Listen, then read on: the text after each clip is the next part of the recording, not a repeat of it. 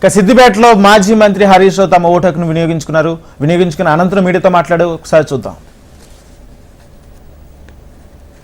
Medak parliament నియోజకవర్గంలో సిద్దిపేట శాసనసభ పరిధిలో భారత్ నగర్ లో కుటుంబ సమేతంగా ఓటు హక్కు వినియోగించుకోవడం జరిగింది.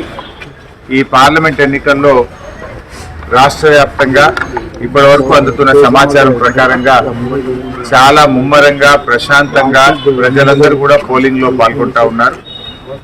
ముఖ్యంగా పట్టణ ప్రాంతాల్లో కూడా ఈసారి పోలింగ్ ప్రాథమిక సమాచారం ప్రకారం చాలా మెరుగైన విధంగా గతం కంటే ఎక్కువ పోలింగ్ జరుగుతూ ఉంది.